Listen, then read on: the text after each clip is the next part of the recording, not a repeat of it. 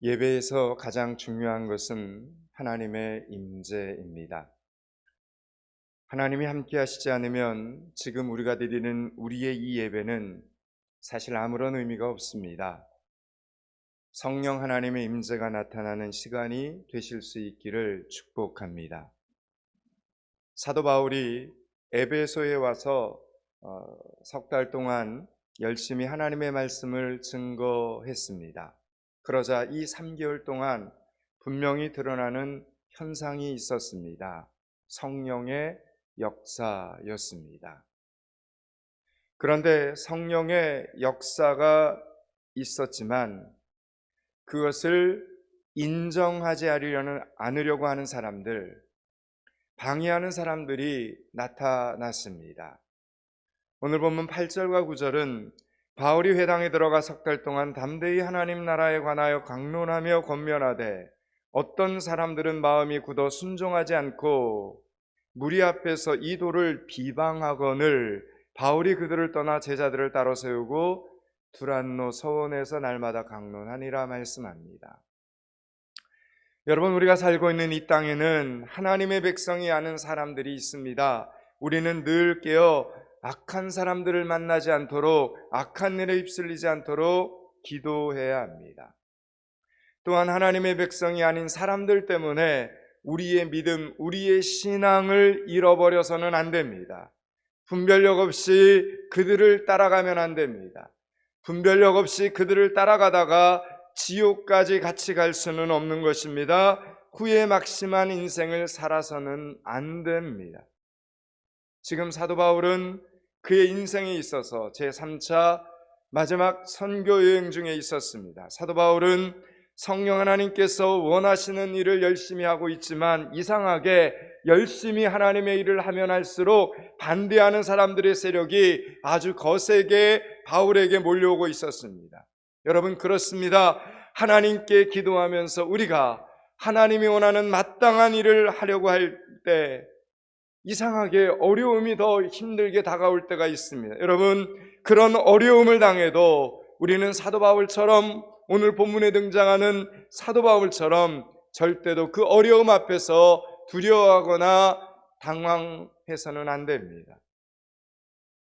하나님께서 허락하신 일이라고 해서 언제나 순풍에 돛단 듯이 일이 술술 잘 풀려가지는 않습니다.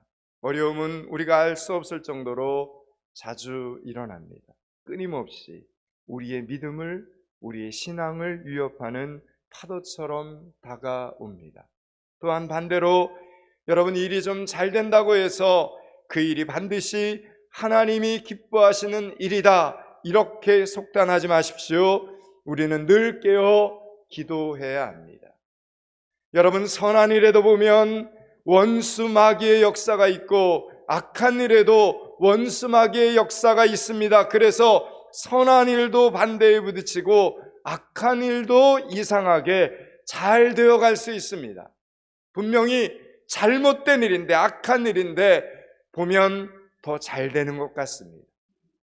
여러분, 그런데 로마서 1장에 보면 이렇게 불의를 행하면서, 악한 일을 행하면서 하나님의 진노를 받을 사람들에 대한 하나님의 말씀, 하나님의 심판을 로마서 1장은 이렇게 말씀합니다. 그런데 보니 그 심판이라는 것은 악한 일을 그 사람이 계속하도록 버려두는 것 자체가 심판이라고 말합니다.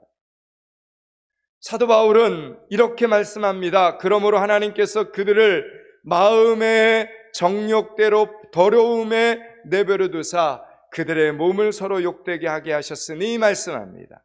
그냥 이 말은 그냥 죄를 짓도록 내버려 두시는 겁니다. 악한 일이 계속 잘 되어 아무런 고민 없이 계속 악하게 살도록 내버려 두는 것이 바로 하나님의 심판이다라고 말을 하는 겁니다.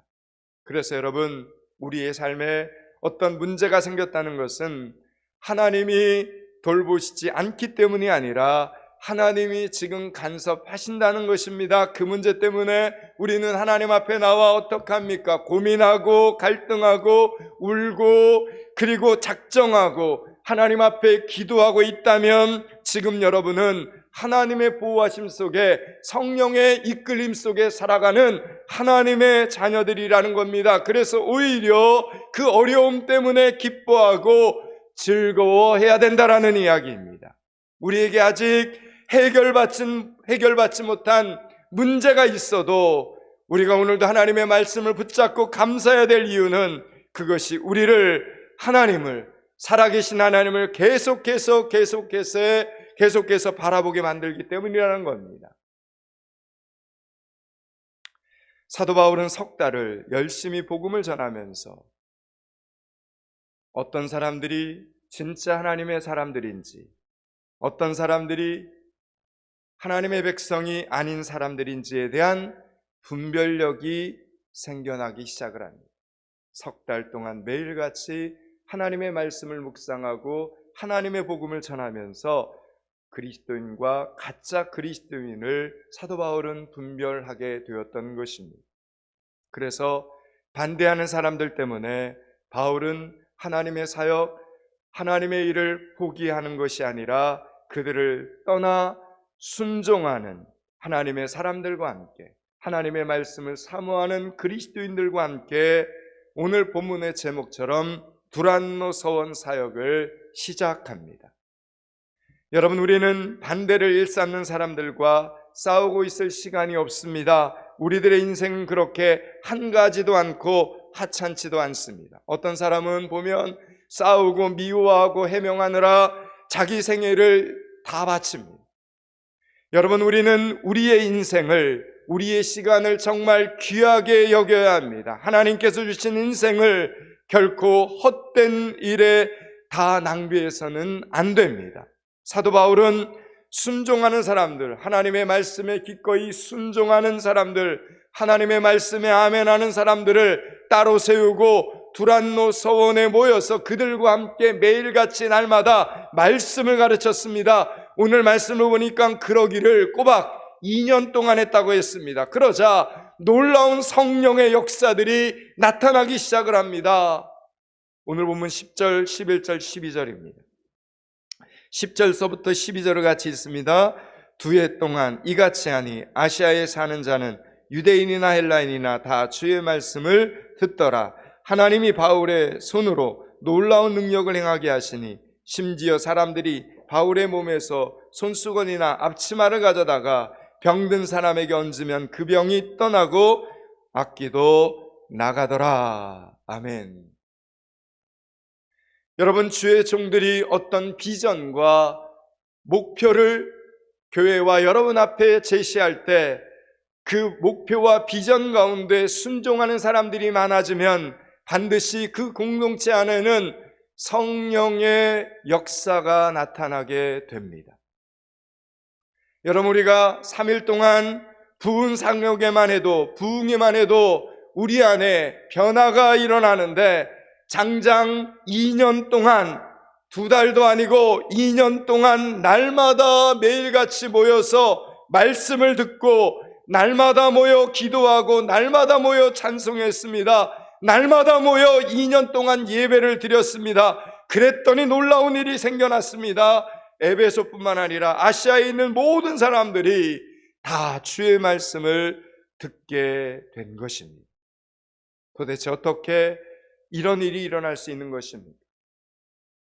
여러분, 그 당시에 지금처럼 무슨 핸드폰 동영상 촬영을 해서 전파를 하는 것도 아니고 택시나 버스나 지하철이나 자가용이 있어서 사람들이 그곳으로 말씀을 들어오는 것도 아니었습니다. 그런데도 아테네에서 가르치는 이 하나님의 말씀을 아시아에 사는 모든 유대인들과 헬라인들이 다 들으러 왔다라는 겁니다. 그렇다면 방법은 오직 2가지뿐입니다. 하나는 사람들이 입에서 입으로 전해주는 방법, 또 하나는 종이에 적어서 전해주는 방법입니다. 사도 바울이 두란노 서원에서 이렇게 하나님의 말씀을 풀어서 가르치면 제자들은 그 말씀을 열심히 받아 적었습니다. 그리고 그 말씀을 다른 사람들에게 설명도 해주고 쪽지를 빌려주기도 했습니다. 그렇게 복음은 쪽지와 쪽지를 타고 입과 귀를 타고 아시아 전 지역으로 널리 전파되어 간 것입니다. 생각해 보면 지금까지의 선교 방법보다는 이 방법이 가장 편한 방법입니다. 또한 효과도 좋았습니다. 그런데 왜 그전에는 이렇게 편한 방법으로 복음을 전하지 않은 것입니까? 그리고 또 이후에도 쭉 그냥 이렇게 제자들을 모아놓고 하나님의 사람들을 모아놓고 두란노 성원에 앉아서 복음을 가르치지 않고 왜 또다시 바울은 선교 여행을 떠나야만 했던 것입니까? 여러분, 이유는 간단합니다. 성령께서 허락하지 않으셨기 때문입니다. 여러분, 주의 종들은 무엇이든 자신의 계획대로 할 수가 없습니다. 그래서 주의 종들은 하나님께서 이곳에 머물라고 하시면 머물러야 복이 되고, 하나님께서 떠나라고 하시면 떠나야 복이 됩니다. 또한 하나님께서 말씀을 가르치라 하시면 가르쳐야 복이 되고, 배운 말씀을 전하라고 하시면 전해야 복을 받습니다. 내 마음대로 하는 것은 하나님을 섬기는 일이 아닙니다. 하나님의 말씀대로 순종하는 것이 하나님을 섬기는 것입니다. 내 마음대로 하는 것은 하나님께 복을 받지 못합니다. 하나님께서 하라는 대로 해야 하나님께서 영광을 받으십니다. 그 이유 우리는 지금 다 이해할 수 없습니다. 다 알 수 없습니다. 하나님께서 이렇게 저렇게 하시는 이유를 우리는 다 이해할 수 없고 지금은 다 알 수 없습니다. 여러분, 욥기에 보면 하나님께서 욥에게 나타나십니다. 욥과 친구들의 모든 논쟁을 지켜보고 계신 하나님께서 드디어 욥에게 오셔서 말씀하십니다. 욥은 그동안 자신에게 일어난 이 엄청난 고난과 문제에 대하여 하나님께서 한마디 말씀도 하지 않으셨기 때문에 무척 섭섭하고 답답했습니다. 그런데 웬걸요? 묻고 싶은 말도 너무 많고 듣고 싶은 대답도 너무 많은 욥에게 드디어 나타나신 하나님께서는 욥에게 이렇게 질문하심으로 하나님의 말씀을 시작하십니다. 너는 이제 남자답게 내 허리를 동하라. 내가 너에게 요구할 것이니 너는 내게 대답하라. 하나님이 욥에게 지금 질문하시는 겁니다. 내가 이 세상의 기초를 놓을 때에 너는 어디에 있었느냐? 누가 그 치수를 재었는지 내가 아느냐? 누가 그 위에 청량줄을 띄었느냐? 그 기초들은 무엇 위에다 고정시켰으며 모퉁이 돌은 누가 놓았느냐? 언제 새벽별들이 함께 노래했으며 바닷물이 마치 태에서 물이 터져 나온 것처럼 쏟아져 나올 때에 누가 바다를 문들로 막았더냐? 이러면서 천지 창조와 우주 만물에 대하여 수백 가지 질문들을 하나님께서 욥에게 쏟아내오셨습니다. 우리는 욥에게 질문하시는 하나님의 모습을 보면서 좀 황당해집니다. 지금 극심한 고통 중에 있는 욥에게 왜 하나님은 천지 창조와 우주 만물에 대하여 산염소, 암사슴, 들나귀, 들소에 대한 질문을 하시고 계시는 것입니까? 하나님이 참 답답하게 느껴집니다. 우리처럼 성격 급하고 조급한 사람들에게는 더더욱 그렇게 느껴집니다. 빨리빨리 결론부터 말씀하지 않으시고 왜 뜬구름 잡는 말씀 같은 이야기만 하고 계시는 것입니까? 여러분, 염소 새끼 낳는 것과 지금 욥이 당하고 있는 욥의 고난과 무슨 관계가 있다라고 그런 질문을 하시는 것입니까?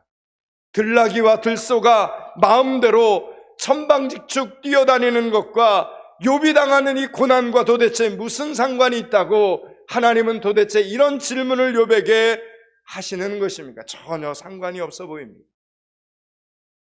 그러면 왜 하나님은 거룩하게 나타나셔서 시간 낭비하고 계시는 것입니까? 정말 하나님이 시간을 낭비하고 계시는 것입니까? 지금 고통의 이유를 알 수 없어서 정말 힘들어하고 괴로워하는 욥에게 이런 질문이 도움이 되는 것일까요? 위로가 될까요? 공감이 될까요? 욥은 하나님의 질문에 한마디도 대답할 수가 없었습니다. 반항심에 대답을 못한 것이 아니라 성경을 보면 정말 하나도 몰라서 욥은 대답을 하지 못합니다. 그런데 여러분, 그 순간 욥이 하나님의 질문을 받고 대답을 하지 못하는 그 순간 이상한 일들이 벌어지기 시작을 합니다. 욥은 갑자기 모든 궁금증이 다 해결되는 것 같았습니다. 자신의 고난의 이유에 대해서 지금 하나님의 대답을 한마디도 듣지 못했지만 하나님의 질문을 듣는 동안 한 가지 사실이 확실히 깨달아졌기 때문입니다. 그것은 하나님은 전지전능하시다는 사실이었습니다. 하나님이 온 우주 만물의 주인이시고 모든 역사를 주관하고 계시다는 사실을 욥은 그 질문을 듣는 중에 깨닫게 된 것입니다.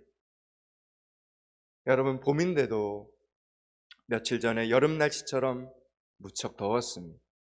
여러분, 그것이 여러분의 삶과 상관이 있는 것입니까? 오늘은 6월 12일이고 주일이 되었습니다. 그것이 여러분의 삶과 무슨 상관이 있는 것입니까? 오늘 여러분이 누구를 만나서 인사를 하고 누구를 만나서 이야기를 나누었습니다. 그러면 그것은 또 하나님과 무슨 상관이 있는 것입니까? 예, 그렇습니다. 이 세상의 모든 일에는 하나님의 뜻대로 운행하시는 자연의 섭리라는 게 있습니다. 그리고 우리는 다 이해할 수 없지만 하나님의 계획 안에서 우리는 누구를 만나고 누구는 스쳐가고 또다시 만나는 것입니다. 여러분, 이 말은 들나귀와 들소가 천방지축 자기 힘으로 자기 능력으로 사방팔방 뛰어다니는 것 같지만 하나님의 계획과 통제하에 움직이는 것과 같이 나의 모든 삶, 나의 모든 생각까지도 하나님의 계획하신 범위 안에서 움직이고 있습니다. 내 능력으로, 내 힘으로, 내 계획대로 막 사는 것 같지만 결코 그렇지 않음을 하나님의 말씀을 통해, 하나님의 질문을 통해 욥은 깨닫게 되었던 것입니다. 그때 욥은 모든 질문에 대한 대답을 얻게 되었습니다. 이해해서 해결된 것입니까? 아닙니다. 믿음이 회복되었기 때문입니다. 이해해서 해결된 것이 아니라 믿음을 회복하자 전지전능하신 하나님의 선하심을 의지하게 된 것입니다. 그 하나님을 내 주님으로 모셨으니 아직은 다 모르지만 그냥 다 된 것입니다. 그냥 안심이 되는 것입니다. 우리의 모든 것은 우리의 주인이신 하나님의 인도하심 아래에 있습니다. 여러분, 지금 에베소에 사는 사람들이 하나님의 말씀을 사모하였기에 두란노 서번을 시작할 수 있었지만 하나님의 말씀을 사모한다고 해서 누구나 하나님의 말씀을 배울 수 있는 기회를 갖는 것은 아닙니다. 여러분, 사도 바울이 제2차 선교여행 때 베레아 지역에 간 적이 있었습니다. 베레아 사람들도 하나님의 말씀을 대단히 사모했습니다. 성경은 베레아 사람들에 대하여 이렇게 평가를 합니다. 베레아에 있는 사람들은 데살로니가에 있는 사람들보다 더 너그러워서 간절한 마음으로 말씀을 받고, 간절한 마음으로 말씀을 받고, 그것이 그러한가 하여 날마다 성경을 상고함으로 이렇게 기록해 놓았습니다. 여러분, 베레아 사람들도 이렇게 날마다 하나님의 말씀을 사모하였지만 주님께서는 저들에게 사도 바울과 함께 2년 동안 성경 공부를 할 수 있는 기회를 주지 않으십니다. 사도 바울은 베레아에서 잠시 동안이나 복음을 전하고 떠나야만 했습니다. 다음 도시 아덴으로 주님이 급하게 인도하셨기 때문입니다. 사랑하는 여러분, 하나님께서 언제나 여러분에게 기회를 주시는 것이 아니라는 겁니다. 우리가 사모한다고 그때마다 기회가 오는 것도 아닙니다. 하나님께서 우리에게 말씀과 축복을 열어주실 때가 있습니다. 우리는 그 기회를 절대로 놓쳐서는 안 되는 것입니다. 오늘 본문 말씀을 보면 다른 지역에 있었던 기적보다도 더 놀라운 기적이 에베소에서 나타납니다. 말씀처럼 사도 바울의 손수건이나 앞치마를 가져다가 그냥 병자 위에 얹으면 그 병이 낫고 귀신이 떠나가는, 그렇게 하나님께서 역사를 해주십니다. 그러니 에베소라는 도시가 예수 이름 하나 때문에 얼마나 들썩들썩했겠습니까? 난리가 났습니다. 사랑하는 여러분, 하나님께서 여러분에게 영적인 기회를 주셨을 때 여러분 그 기회를 놓치지 말고 결단하며 순종하셔야 됩니다. 하나님께서 은혜 받을 수 있는 기회, 영적인 기회를 주셨을 때 그때를 놓치지 않고 결단하고 헌신하면 하나님의 큰 응답이 여러분 앞에 찾아옴을 믿으시기 바랍니다. 하나님께서 기회를 열어주실 때 하나님의 말씀을 배울 수 있는 기회, 헌신할 수 있는 기회를 꽉 붙잡을 수 있는 여러분들이 되시기를 축원합니다. 그렇게 하나님의 말씀에 순종하는 사람들을 통해 하나님의 역사가 일어나자 예수 믿는 사람들을 흉내내는 사람들이 또 생겨나기 시작을 하는, 흉내내는 사람들. 오늘 보면 13절과 14절을 한번 보겠습니다. 13절 14절을 같이 읽습니다. 이에 돌아다니며 마술하는 어떤 유대인들이 시험 삼아 악기 들린 자들에게 주 예수의 이름을 불러 말하되 내가 바울이 전파하는 예수를 의지하여 너희에게 명하노라 하더라. 유대의 한 제사장 스게와의 7 아들도 이 일을 행하더니. 아멘. 자, 이 말은 돌아다니면서 마술을 하고 점을 치는 어떤 유대인들이 있었다는 것. 여러분, 유대인은 하나님이 택한 백성들이었습니다. 그런데 마술을 하고 점을 치는 어떤 유대인들이 있었다라고 말을 하는 겁니다. 여러분, 그러니까 유대인이라는 이 말과 마술하고 점을 치는 직업은 서로 어울릴 수 없는 일입니다. 신명기 22장에 보면 너는 무당을 살려두지 말며 이렇게 명령하셨습니다. 마술과 점치는 일은 무당들이 하는 일이라는 겁니다. 하나님은 이 일을 가장 싫어하셨습니다. 그런데 그들은 사도 바울의 손수건이나 앞치마로 사도 바울이 기적을 일으키는 그런 모습을 보면서 그것을 흉내내기 시작을 했다는 겁니다. 그래서 귀신 들린 사람한테 이렇게 명령을 하는 겁니다. 주 예수의 이름으로 나오너라, 이렇게 명령하라는 거예요. 바울이 전하는 예수를 의지하여 너희에게 명하노니 질병아 나가라, 귀신아 물러가라, 이렇게 외쳐대는 것입니다.